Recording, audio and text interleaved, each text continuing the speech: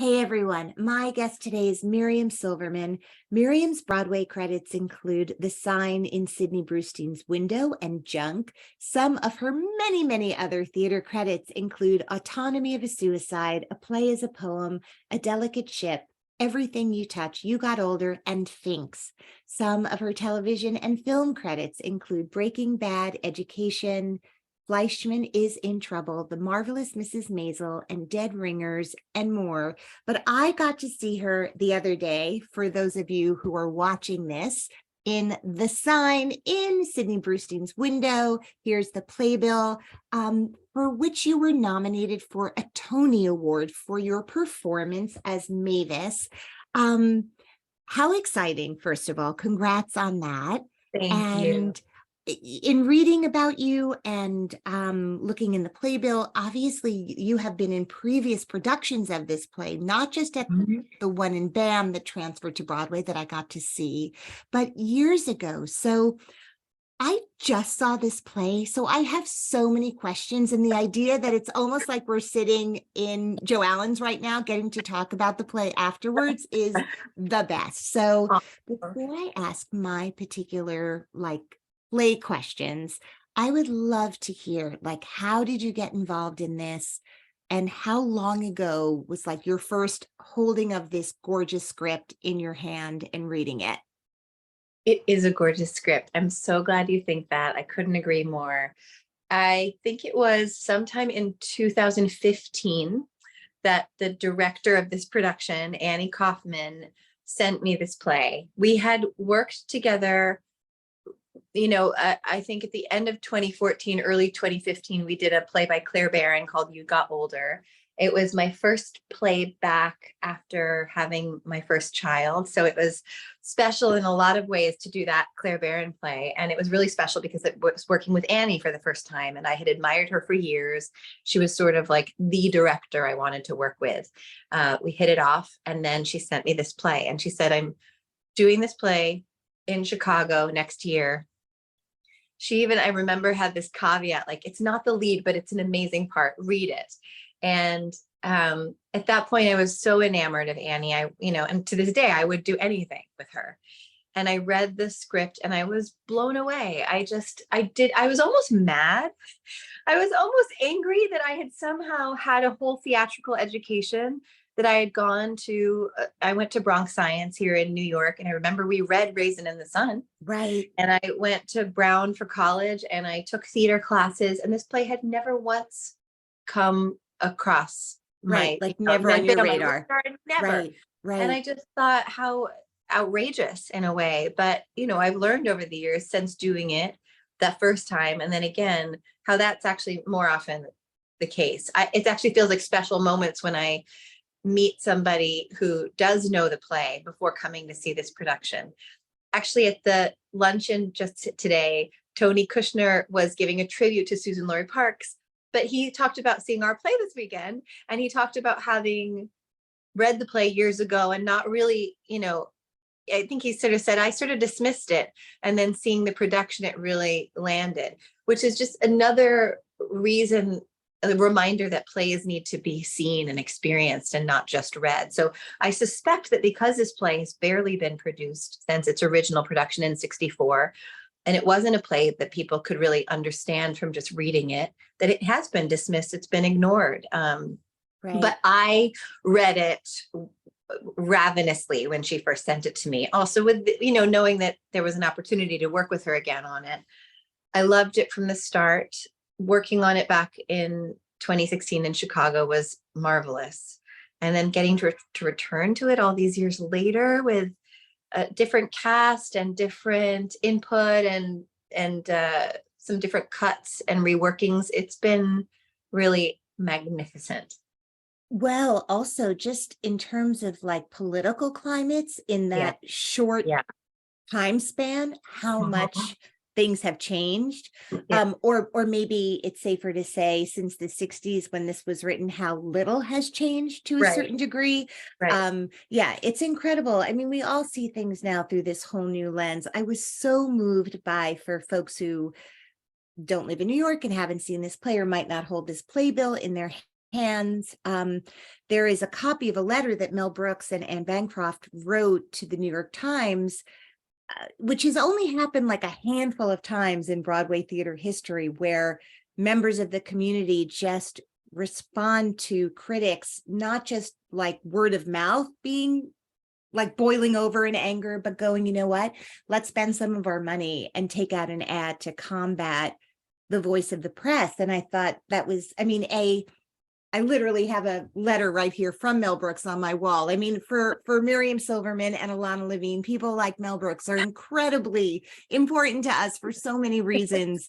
And I want to talk about that because, you know, we are often sort of assumptions are made about us because of our names. Now, Yep. your last name is Silverman. You may or may not be a member of the Jewish tribe. I have no idea, but there's I always an am. assumption. Okay. Sure. So Yeah. in this play, I thought how interesting that here's a case of someone not being limited as a visionary director by someone's name and Yes. allowing your name in this program to be Silverman and choosing you to play someone who has some pretty sort of small-minded ideas about those who are different from her, and in this case, people of color or people of Jewish ancestry, and this comes up in the play a lot. And so I just thought, how cool that Annie didn't go, but listen, I can't Yeah. actually offer you this part because it doesn't quite make sense, right? She saw past that. Yeah, Ilana, I'm so glad you're bringing this up because to me, this has been such a huge element of this journey with this play, both in what I actually think it brings to the production and to my work as an actor, getting to sort of release into a character who actually would hate my people. Right? I mean, I guess, you know, my people, my father's side is Jewish from way back. My mother wasn't Jewish, but we grew up in New York City. My brothers went to nursery school at the local synagogue. Like I am Jewish. And to be able to sort of stand on the other side and embody that, it's rare. And it's rare, yeah, from a casting perspective. I can tell you, the list is endless, I think, of roles that I have been sort of considered for and in the end wasn't offered or wouldn't even be seen for because of my name. Right. And it's something I've been aware of. It's something when I was getting out of graduate school, even when I was getting out of, you hear stories about back in the day, people changing their names. And even in 2005, when I was getting out of grad school, one or two different people from the industry advised me. They sort of said, you're Jewish, but you could play a lot of different things and you don't want to just be limited to that. And it made me so mad, right? I just was sort of pissed off at the notion that I had to sort of change anything in my identity.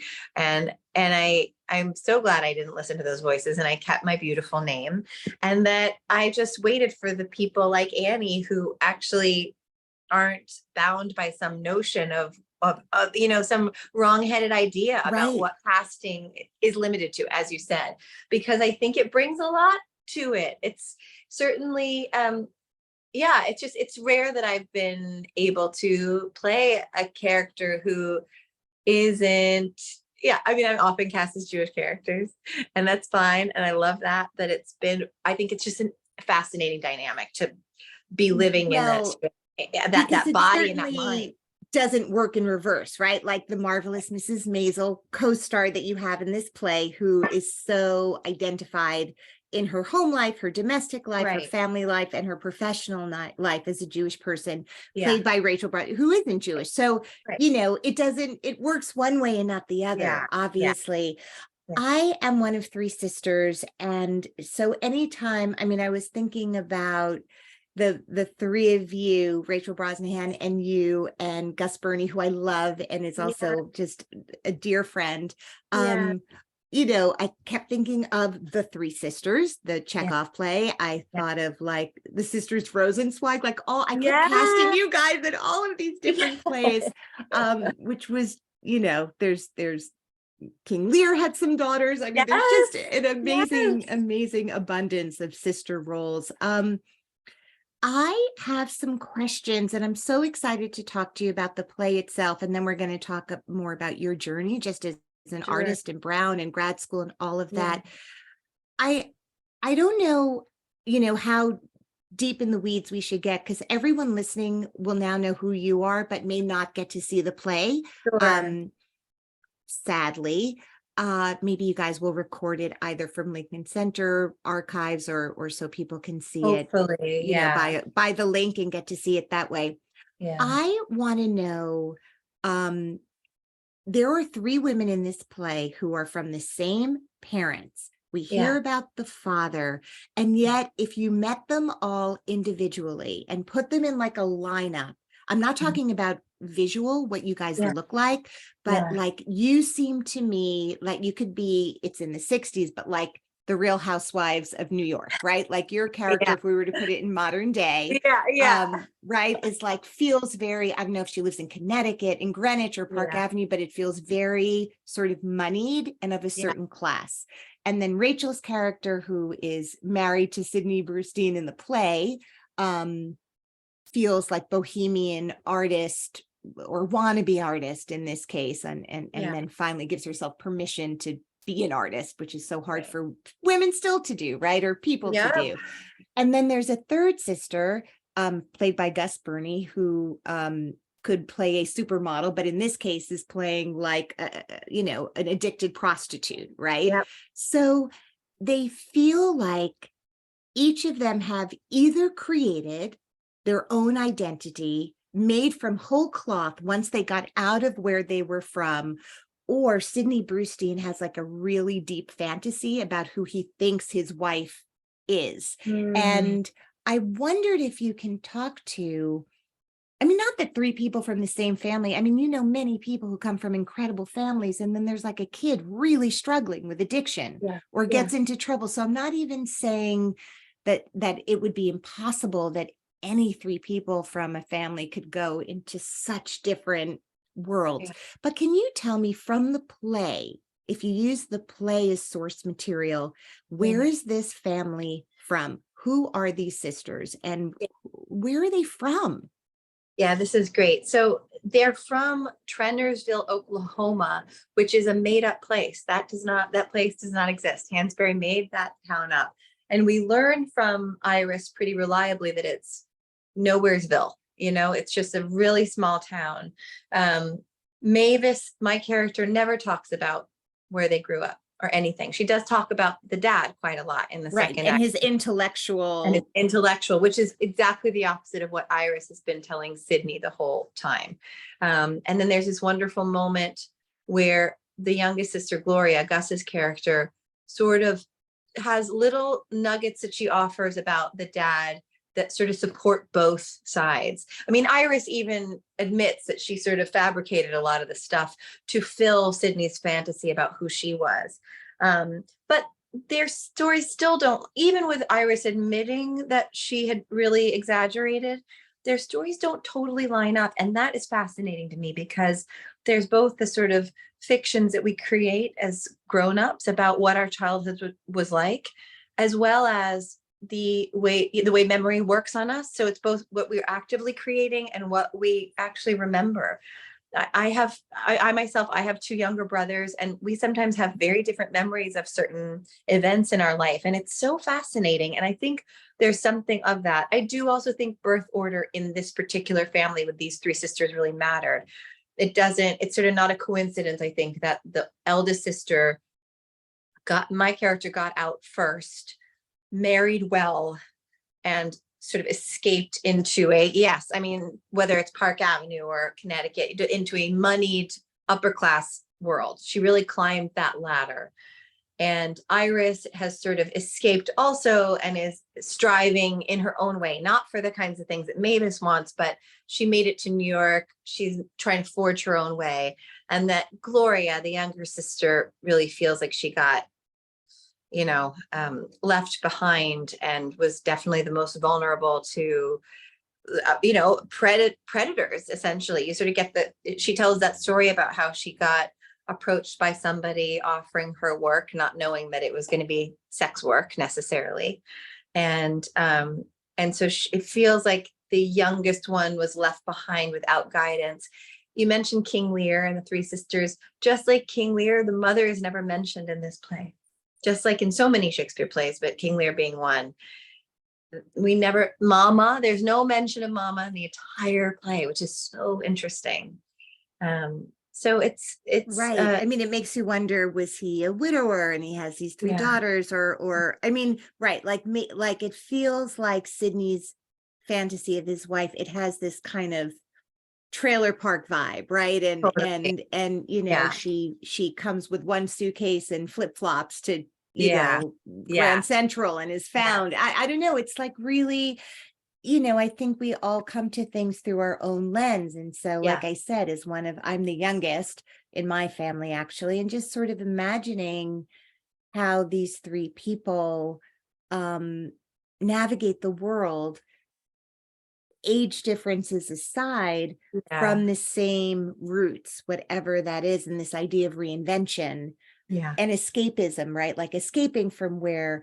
So also in your play is this incredible actor who we find out, you know, we see De Niro in the playbill and you go, is it? Could it? Maybe? Sure. And you're like, I heard he has 7 kids.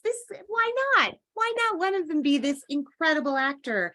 I would imagine, you know, you're in a play where everyone comes, like this is a famous fancy play with 2 very fancy people above the title, and then a whole gorgeous cast and a glorious director with this amazing BAM track record. So you could probably list a lot of people you've admired who have come to see the play.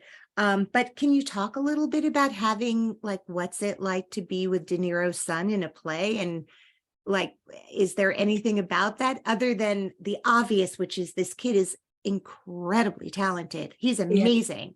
He's amazing. And I think he looks like his dad. I think you can totally see the resemblance. And it's, Julian is a doll. He is just such a sweetheart and so devoted to the play and to the work, and any kind of thoughts anybody might have about what a kid of somebody that famous and that revered, what they might be like. It's sort of, any of those notions fly out the window. You know, he couldn't be more down to earth and just kind of available and sweet. And it is nice. I mean, sometimes between Rachel and Oscar and Julian's family friends, I never know who's here for who, you know. We all found out after the fact that Steven Spielberg came to our matinee last Wednesday, and I guess he knows Rachel and Oscar a little, so he wrote them a note. But it was, I know one of his daughters, I went to college with her, and I texted me like, when are you coming? Your dad just came, I know. So there is a lot of that. There are all these sort of people that you grow up admiring and revering, and that have been coming. And I definitely think sometimes Julian just casually be like, oh yeah, my friend so-and-so. And I'm like, of course that's your friend, right? They're coming to see the show. It's pretty incredible. And that, speaking about like last names, sort of, I'm sure for him, you go, do I use my mother's last name so that it's not this immediate like competition with my dad, even though that's all in my head. I've had a lot of people on the show who are the kids of incredibly famous people in the same field that they're in, let alone just having parents who've accomplished great things. And like, how do you even make your mark when you're sort of already, but I thought like, we used to laugh about changing our last names to De Niro or like Scorsese, like, why not? Like, no one will know. I could change my name to anything. Anyway, he's really incredible in it. And I wondered if there was sort of a ripple effect of that in terms of the excitement.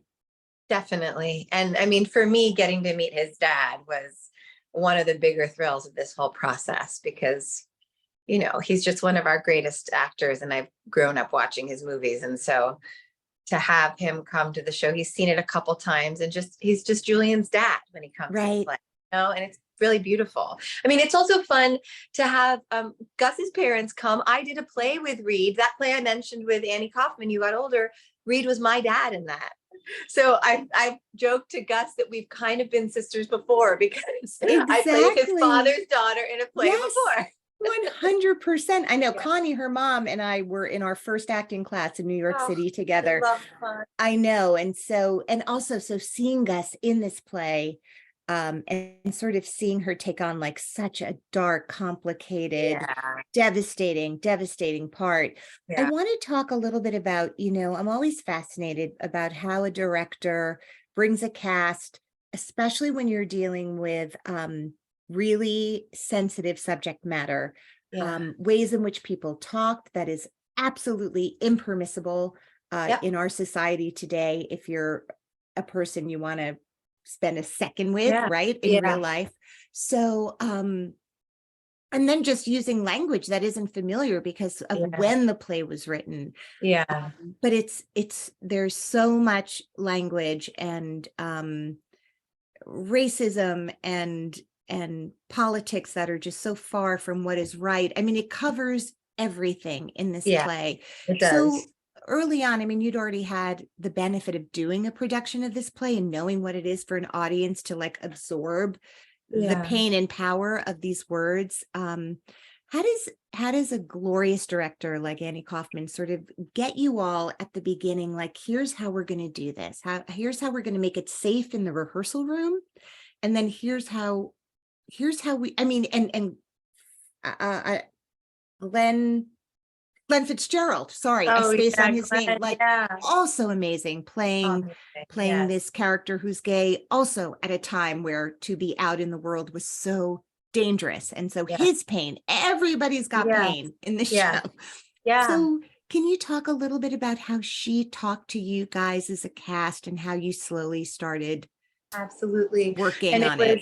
yeah, and particularly starting to play this, now, because even when we did it in 2016, I think it was handled sensitively, but we now are in a world where you have HR and EDI or DEI, whatever order the initials happen to be in for equity, diversity, and inclusion, coming in and working on shows. And this is my first play back since COVID. I was doing a play when things shut down. I turned and I did more TV and film over the last few years. This was the playback. And I had heard from a lot of people that some theaters around the country were making a good effort to bring in EDI professionals to do workshops. But a lot of times I'd heard that people were just coming in, doing a workshop and then leaving. And it was sort of going through, paint by numbers a little bit, Like or just performative rather than in performative, right? earnest. Or just Yeah. like a gesture at something.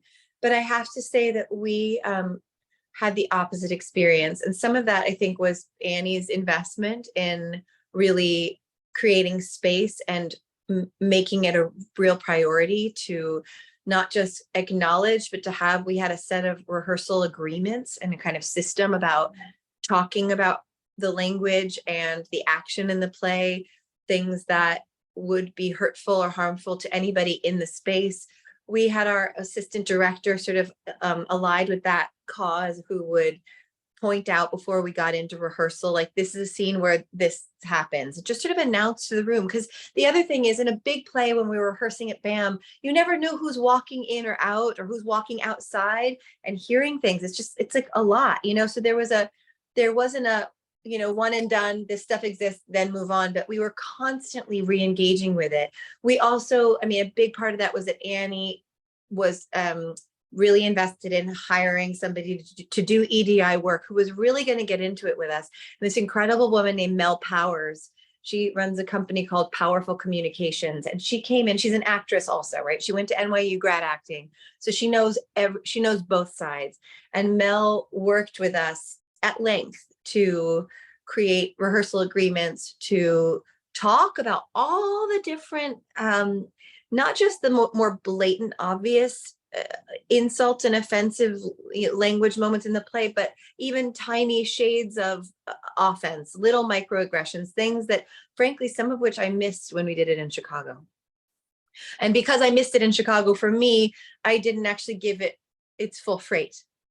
And so there was something actually in the way we really grappled with it and really acknowledged everything that Hansberry wrote, that I feel like is doing more justice and honoring it, because as you say, everybody has pain and everybody causes pain in the play. Everybody, maybe not Max the painter. I think he says, but no, but he actually does. He insults Alton for being a communist, but everybody, the second you think you can align with anybody, they turn around and say something really awful to someone. Yeah.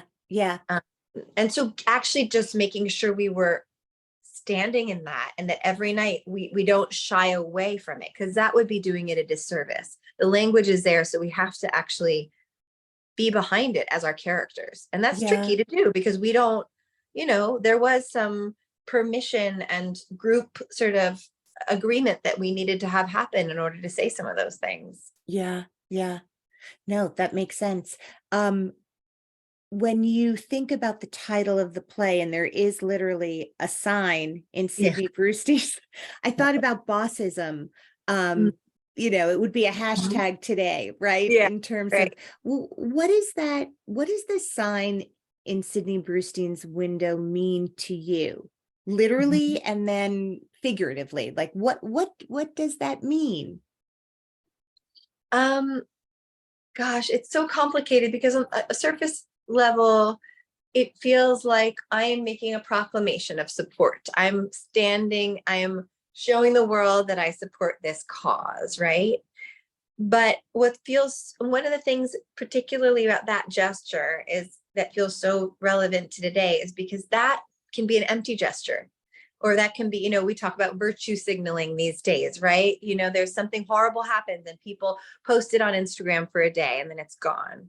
Right. Or we put a flag outside of whatever we support, and then we go and buy merchandise from a company. You know what I mean? You can put a pride flag out. That's great. And then you go and buy, willingly or unwittingly, from companies that are, absolutely trying to work and move a political machine against LGBTQ. So it's this thing of like, okay, the sign is good. I think for me, it's putting the sign in the window, but making sure that your actions are constantly in support of and going beyond that, and not just stopping at, I'm putting a sign in my window.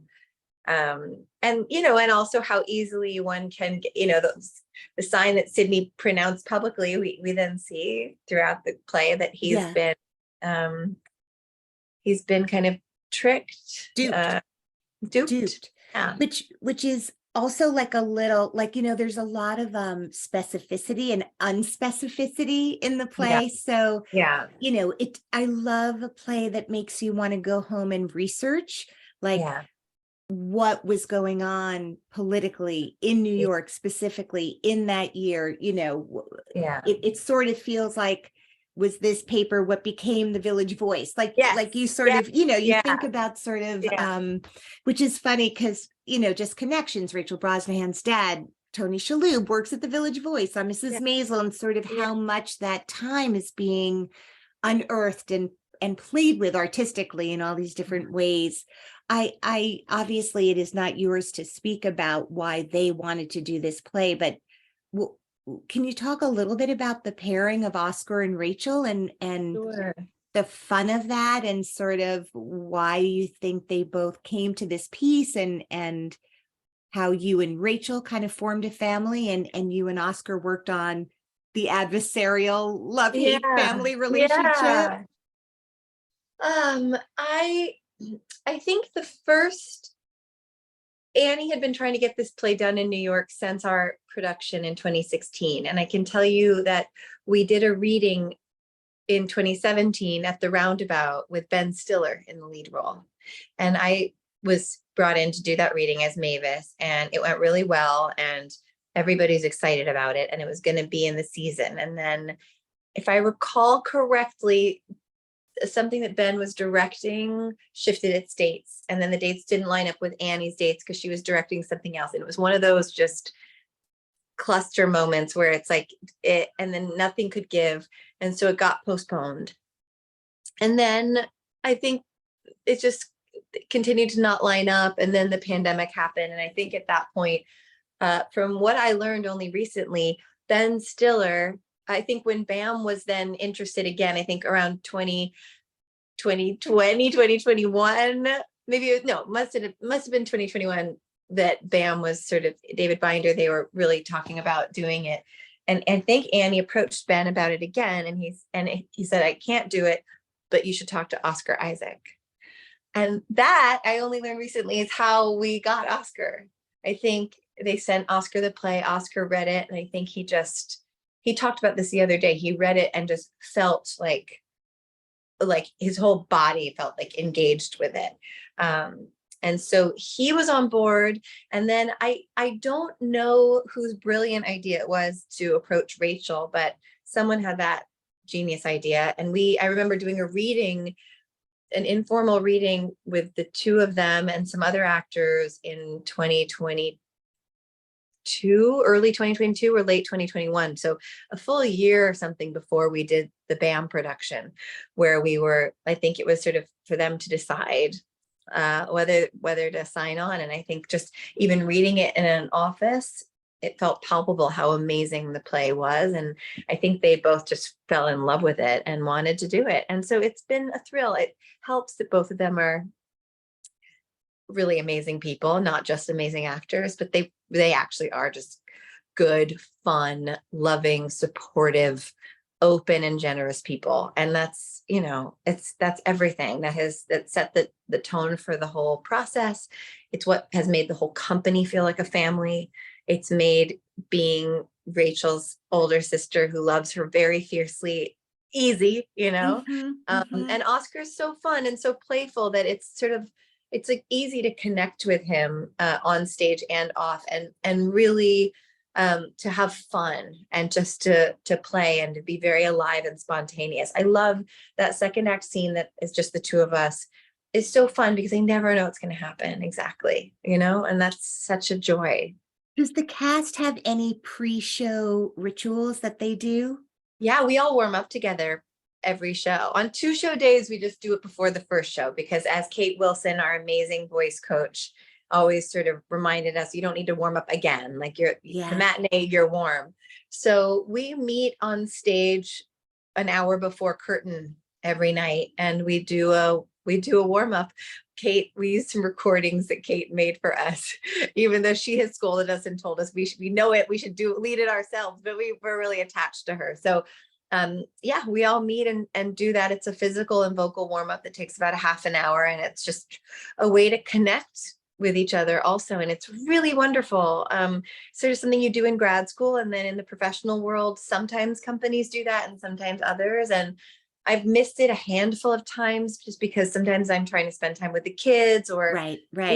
Family demands. But on the few occasions I've missed it, I've been really bummed, and it's taken me a little while to sort of like settle in. Yeah. Because it's an important part of the evening, I think.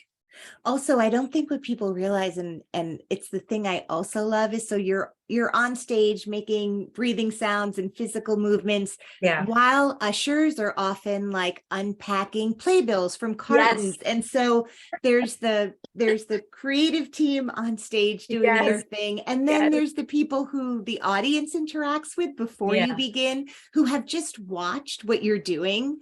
And you get to know some of it. Like, you then have relationships with ushers in front of house and house managers, because when the house is open just to the family that is involved in the play, and then it gets taken back by stage management and house management for the audience, and there's that moment where it goes from our house to your house and then everyone's house. And I just feel like I'm just remembering so like having a sense memory of also the sound of playbill boxes being opened up while you're doing your prep.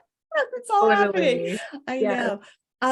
Well, then this really magical thing happened, because it moved from BAM unexpectedly and quickly. You had that thing where theater opens and you are able to grab it. Your producers are able to grab it and raise the revenue to do so.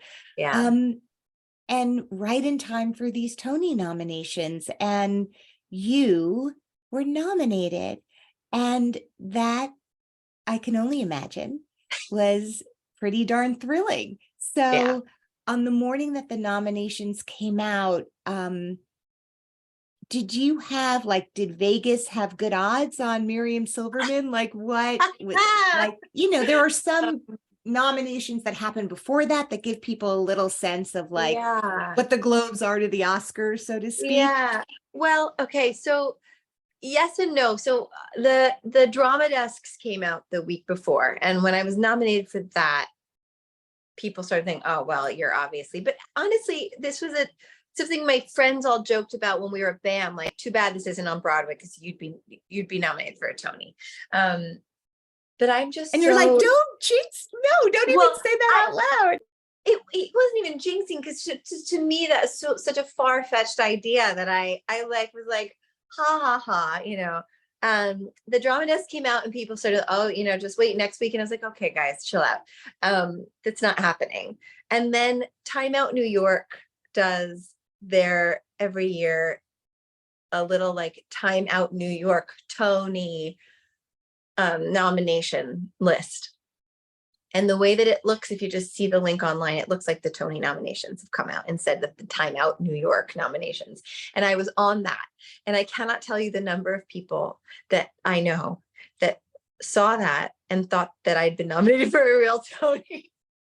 And so all weekend I was congratulating you. Oh my God. As some people, I just didn't even disabuse of the notion. I just thought, okay, let them believe that. Others, good friends of mine, I was like, no, it's really nice, but it's just Time Out New York. I'll take it. It's nice. But that was the thing that got me even allowing myself to sort of fantasize about it. I hadn't before, but as people started congratulating me mistakenly, I just thought, my God, wouldn't that be life-changing? Wouldn't that be earth-shattering to actually have that happen? Right. So that sort of got, it got me excited enough that my husband and I actually watched the nominations being announced. Otherwise, I don't think I would have, but yeah, but we watched it that morning together and screamed and cried and yelled and fell on the floor, and it was unbelievable. It was amazing. How old are your kids? 4 and 9. So the 9-year-old probably has some sense that something wonderful has been happening. Oh, she does. She is over the moon. She's like more excited than I am. I mean, that's not possible, but she's as excited, it seems. She's seen the show twice. She came to our opening night and dressed up and came to the party. And she last weekend, not this past weekend, but the weekend before, she came to the theater with me and hung out in my dressing room and backstage the whole show, because she's old enough to do that now. And she comes and watches warm up, and she hangs out in the wig room while I get my wig on. And everybody on the crew has been so nice. They're like showing her how their different jobs work. Amazing. That's the dream. Yes. Yeah. Her favorite part though was leaving the theater and watching me sign playbills. To her, that was the best moment ever. Of course. I mean, that's her mom. And all these people are, it can go back and forth. It can go like, wait, that's weird. That's my mom. When it's contained, right? Like it's not making it that she can't. That's what's great about the theater. That's what's great about doing period pieces. You're wearing, I mean, sometimes people don't even recognize you at the stage door, or in life. I was once on a subway platform having done a play, and people were literally like holding my playbill, standing right next to me, actually saying like a pretty crazy thing about me. But I was like, wait, I'm right. Oh my God. Okay. Like it was great to get to overhear. No, it wasn't particularly good or bad. It was just very like bizarre about something as a couple they were thinking about. I can't even tell you how bizarro, right? Like New York is weird. New York is weird. Yes, it is. And people have all different kinds of agreements in their marriages that are just different than my agreement with my husband. But I was like, wow, that wig really, it was the last night of Ballyhoo, and they were into like role playing in like Scarlett O'Hara dresses. I'm not even kidding, like bananas. Oh my God. Bananas. Anyway, yes. So, well, congrats. I mean, it's all so thrilling, and it was really wonderful. I was one of those people who had never seen a production of this play, and now I'm one of those people who got to see a production of this play. Yeah. people often feel like when these nominations forget wins, like maybe not necessarily in other, in film and television, but that it often is meant to create more opportunities, at least in the theater world. Have you Yeah. found that like even just the nom is sort of bringing things to you, or not yet, or a little bit? It's really funny. It feels like, yes, I'm seeing little whiffs of it for sure. I have such an identity as like a downtown theater off Broadway, and yeah, there's definitely more kind of conversations and things coming my way. So we'll see. That's cool. It's never a bad thing to have more If it opportunities. can bring a little job security, we Yeah, shall take it. All yeah. right, Miriam Silverman, before I let you go, and thank you for this Oh, my incredible pleasure. conversation. So much fun. Is there a little known fact that you can share about yourself? I'll share it here, although there was a little bit of a spoiler because I did an interview where they put it in the byline, but I was born on Good Morning America. Well, My birth, okay. my birth was filmed on Good Morning America. Wait. Was your mother a correspondent, or did she work Nope. for the show?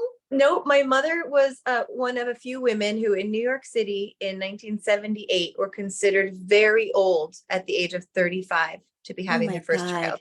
Yeah. Oh my God. And so old, so fascinating that It was Good Morning. newsworthy.